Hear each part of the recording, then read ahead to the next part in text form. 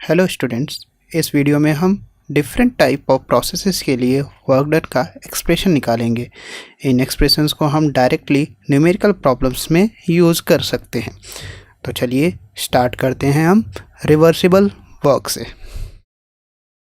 किसी भी reversible process को हम इस तरह से रिप्रेजेंट कर सकते हैं और हमें पता है area under the PV graph हमें वर्क डन की वैल्यू देता है। तो अगर हमें इस ग्राफ का एरिया निकालना है तो हम इस ग्राफ को छोटे छोटे सेगमेंट्स में ब्रेक कर लेंगे।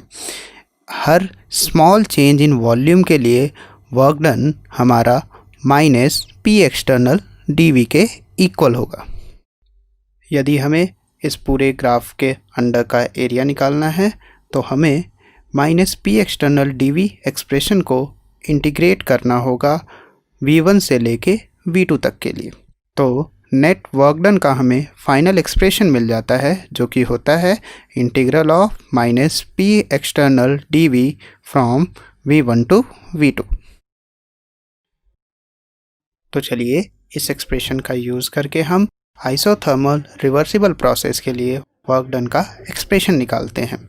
हम जानते हैं कि रिवर्सिबल प्रोसेस के दौरान एक्सटर्नल प्रेशर इंटरनल प्रेशर के इक्वल होता है। तो आइडियल गैस इक्वेशन का यूज़ करके हम इंटरनल प्रेशर को लिख सकते हैं nRT/V। इस एक्सप्रेशन को हम वर्क डन के एक्सप्रेशन में सब्स्टिट्यूट करें तो हमें वर्क डन का फॉर्मूला मिल जाता है minus integral of nRT/V dV from V1 to V2। हम जानते हैं प्रोसेस आइसोथर्मल है तो टेम्परेचर कांस्टेंट होगा और सिस्टम क्लोज्ड है तो n की वैल्यू भी कांस्टेंट रहेगी।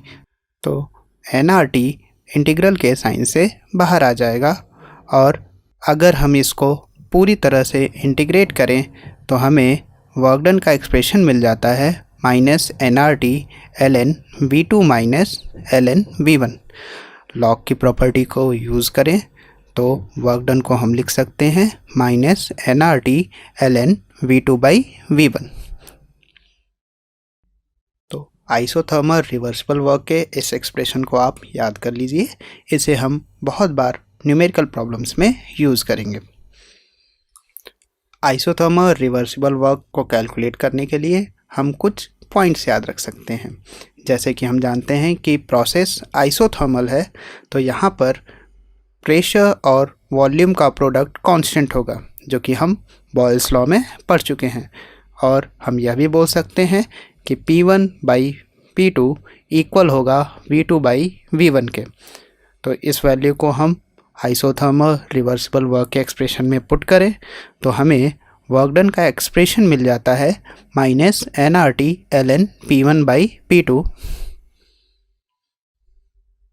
तो चलिए एक क्वेश्चन की मदद से आइसोथर्मल रिवर्सिबल वर्क के कॉन्सेप्ट को स्ट्रॉन्ग करते हैं। इस क्वेश्चन में हमें 2 मोल आइडियल गैस दे रखी है जो 25 डिग्री सेल्सियस टेम्परेचर पर रिवर्सिबली एक्सपैंड कर रही है 2 लीटर से 10 लीटर तक। हमें बताना है इस प्रोसेस के दौरान कितना वर्क डन होगा। थोड़ा समय लीजिए और सॉल्व करिए। तो चलिए सॉल्व करते हैं। इस क्वेश्चन में हमें 2 मोल गैस दे रखा है तो n की वैल्यू 2 होगी। टेम्परेचर 25 डिग्री सेल्सियस दे रखा है। यदि हम इसे केल्विन में कन्वर्ट करें तो 298 केल्विन आता है। गैस 2 लीटर से 10 लीटर तक एक्सपेंड कर रही है तो V1 की वैल्यू 2 होगी और V2 की वैल्यू 10 होगी। इन वैल्यूज़ को आइसोथर्मल रिवर्सिबल प्रोसेस के वर्क के एक्सप्रेशन में पुट करें और सॉल्व करें तो हमें आंसर मिलता है माइनस 7.967 किलोजूल। तो चलिए बात करते हैं इर्रिवर्सिबल प्रोसेस में वर्क की। इर्रिवर्सिबल प्रोसेस को हम पीवी ग्राफ से रिप्रेजेंट नहीं कर सकते क्योंकि यह फाइनाइट स्टेप में ख़त्म हो जाता है। तो इस प्रोसेस में वर्क डन को simply minus p external delta we से रिप्रेजेंट कर सकते हैं। अब हम बात करते हैं फ्री एक्सपेंशन के दौरान वर्क डन के। फ्री एक्सपेंशन यानी वैक्यूम में गैस का एक्सपेंशन। सिंस वैक्यूम में कोई एक्सटर्नल एजेंट नहीं होता तो एक्सटर्नल प्रेशर की वैल्यू 0 होती है। हम जानते हैं कि work done minus p external delta we होता है। सिंस इस केस में पी एक्सटर्नल 0 है तो वर्क डन भी 0 होगा।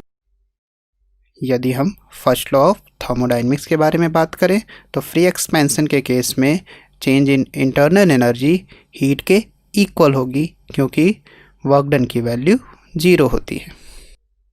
यदि हम एडियाबेटिक प्रोसेस के बारे में बात करें तो एडियाबेटिक प्रोसेस में हीट एक्सचेंज 0 होता है तो Q की वैल्यू 0 होगी। सिंस यहाँ पर वॉल्यूम चेंज हो रहा है तो work done minus p external delta we के बराबर ही होगा। और अगर हम फर्स्ट लॉ ऑफ थर्मोडायनेमिक्स के बारे में बात करें, सिंस Q की वैल्यू 0 है तो change in internal energy work done के इक्वल ही होगी। यदि हम फर्स्ट लॉ ऑफ थर्मोडायनेमिक्स में आइसोथर्मल एक्सपेंशन का केस लें तो आइसोथर्मल केस में टेम्परेचर कांस्टेंट होता है तो चेंज इन इंटरनल एनर्जी भी 0 होगी क्योंकि हम जानते हैं change in internal energy temperature के डायरेक्टली प्रोपोर्शनल होती है। तो वर्क डन माइनस Q के इक्वल आ जाता है।